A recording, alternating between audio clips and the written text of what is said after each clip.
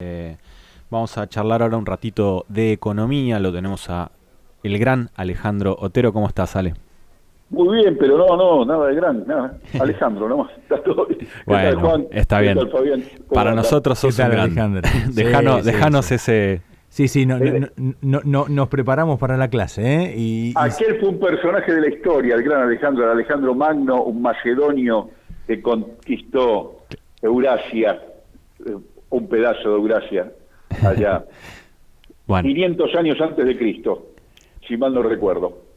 ese también fue grande. Ese fue más grande. Sí, bueno.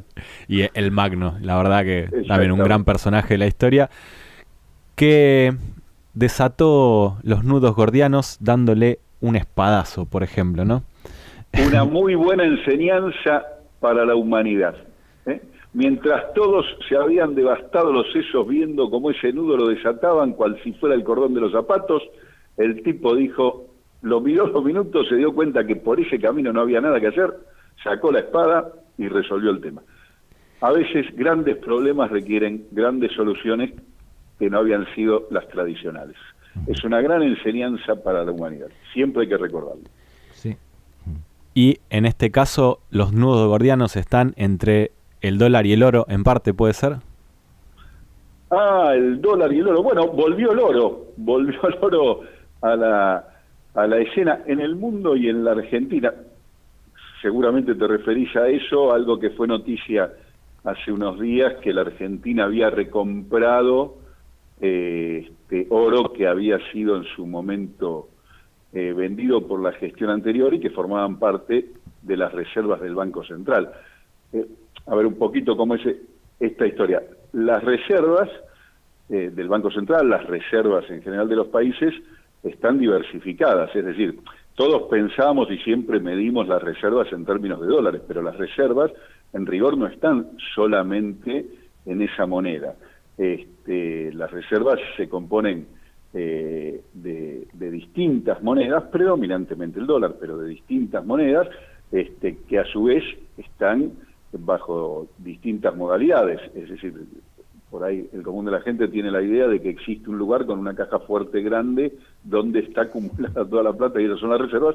La realidad no es así, digamos, ¿no? Las reservas son muchas veces títulos, lucecitas de colores y lingotes de oro y ni siquiera están en el Banco Central. Algunas están depositadas en distintos lugares del mundo, por supuesto confiables y con distinto grado de accesibilidad y de liquidez, es decir, algunas son más fácilmente realizables, llegado el caso, y otras menos fácilmente realizables. Pero entonces, una parte de las reservas de todos los bancos centrales, de todas las reservas de los países, están en oro. Y en general, las reservas en oro son preferidas por los bancos centrales en contextos de fuerte turbulencia, ¿no? Cuando las monedas están a la deriva, hay sub y bajas e inestabilidad en los mercados sobre otro tipo de activos, entonces siempre el oro es lo más tradicional, lo más conservador,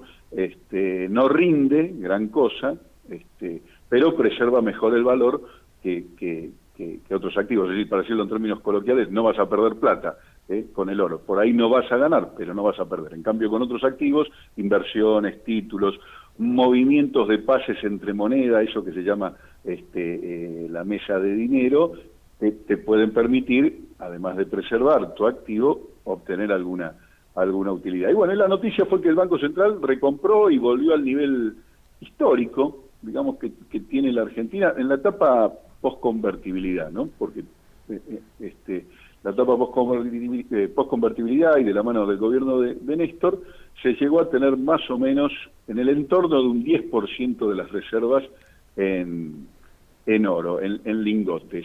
Y bueno, y esta compra o recompra del Banco Central nos vuelve a posicionar ahí, digamos, ¿no? Más o menos en cerca de las 62 toneladas, que son más o menos el equivalente a la cotización actual a un 10% de las reservas. Yo englobaría esto en el marco de algo que hemos ya comentado en columnas anteriores, que es que desde el punto de vista financiero, el gobierno de Alberto y de Cristina está en un buen momento, en un momento sólido y claro, de cara a un escenario electoral, la preocupación es poder preservar esa solidez.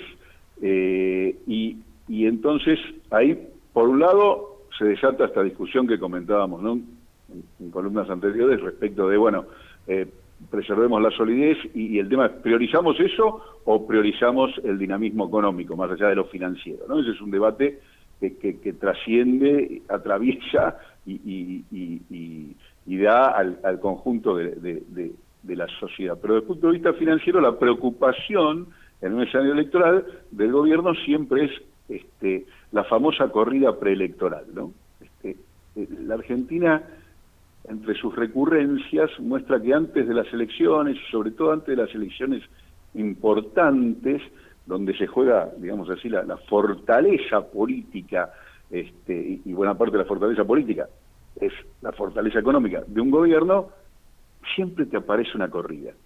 Una corrida quiere decir movimientos especulatorios tendientes a impulsar una devaluación. Eso es lo que se llama una corrida. Y la corrida preelectoral en la Argentina, viste, es como, qué sé yo, las mareas, ¿no? Ya se sabe que vienen, que van y vienen, son como cantadas. Y probablemente la tenga el gobierno y entonces está tratando de blindarse, de preservarse para una situación como esa, visto al día de hoy, está en condiciones el gobierno de bancar una corrida. Esa es la situación y donde yo englobaría o contextualizaría esta cuestión de la recompra del oro, ¿no? Claro, Alejandro, ¿vos creés que el equipo con Martín Guzmán a la cabeza tiene que estar o está pendiente de esto, entre otras cosas, como vos decís, que no es una cosa a la vez, que se hacen muchas cosas, que esto, la corrida interna, ellos lo saben y por eso se están resguardando o atentos al tema este? Sí, yo creo que es un tema que están mirando, sin duda. Me parece que algunos movimientos, como la recompra del oro, como el arreglo con el Club de París, ¿no? Este arreglo que, por un lado, tiene la muy buena noticia de que se postergan los vencimientos y la resolución de los términos del acuerdo hasta el año próximo, como dando tiempo, digamos, en el medio a que se cierre el acuerdo con el fondo, que era un poco lo que el gobierno quería, primero cerrar con el fondo y después con el Club de París. Pero por un lado, esta buena noticia, se ha conseguido el tiempo que se buscaba. Por otro lado, eso tiene un costo, digamos, hay que poner 400 millones de dólares en los próximos días y bueno, esto siempre implica un sacrificio, pero no afecta esta condición, al menos desde mi punto de vista, no afecta esta condición de solidez financiera en la que se encuentra hoy el gobierno. Es decir, pagarle, dicho en términos concretos, pagarle al Club de París, a mi modo de ver, no genera una debilidad respecto de una posible corrida. Por el contrario, digamos, uno podría decir, lo fortalece al gobierno porque mantiene, digamos, en buenos términos, entre comillas, la relación con los mercados y con los acreedores, y eso, digamos, da menos elementos para una especulación o una turbulencia, al menos desde el punto de vista económico-financiero. Después las corridas muchas veces tienen su origen en motivaciones de tipo político, ¿no? Que no, claro, pase lo que pase, igual suceden, pero porque están movidas por otras cosas. Por ahí lo que es interesante, a ver si me permitís un minuto, porque ha habido mucho debate con esto, si estaba bien o mal que el gobierno le pagara estos 400 millones. Yo quiero ser claro, yo creo que estuvo bien, porque hay una discusión que es confusa y eso es lo que me gustaría detenerme, porque el común de la gente es como que piensa que, bueno, le pagamos 400 millones, entonces tenemos menos plata para hacer otras cosas. Esto no es así. Esto no es así. Es decir, el gobierno puede hacer otras cosas, y de hecho, bueno, lo hemos dicho, lo está haciendo y seguramente resulte conveniente que lo haga en mayor medida para potenciar, dinamizar la economía, pero no es porque que le paga 400 millones al Club de París, entonces tiene 400 millones menos para destinar a otros fines. Esto no es así, no funciona así la cosa. Es más, es un error pensarlo así. Es un error pensar que el Estado puede gastar en función de sus recursos. Esa es la manera neoliberal, conservadora, dominante que se quiere presentar respecto del Estado. Como si el Estado fuera vos, yo o una familia o una empresa que no puede gastar más allá de los recursos que tiene o de lo que le prestan. El Estado puede gastar lo que tiene, puede gastar lo que le prestan y también tiene la posibilidad de emitir. Es otra forma de financiamiento legítima que en ciertas circunstancias es una modalidad necesaria para poder atender las necesidades del gasto. Es decir, la idea de que el Estado gasta limitado a los recursos que tiene, al cash, es un error. Es una manera, yo diría, conservadora que ha resultado dominante, que ha resultado exitosa. El común de la gente piensa así, insisto, como si el Estado estuviera en la misma situación que un particular, que cualquiera de nosotros, que una familia o incluso que una empresa, y no es así. El Estado es otra cosa, tiene otras potestades, tiene otras capacidades que nosotros no tenemos, ¿verdad? Si uno emite moneda, bueno, salvo que lo haga muy preso, bien, sí. Va a poner en riesgo su libertad ambulatoria. A mí me encantaría, pero bueno, no está, tiene el monopolio de la moneda y es un gesto soberano, lo tiene la nación, como tiene el monopolio de las fuerzas, de las armas, ¿no? El monopolio de la violencia, digamos, lo tiene. Y también el monopolio de la moneda.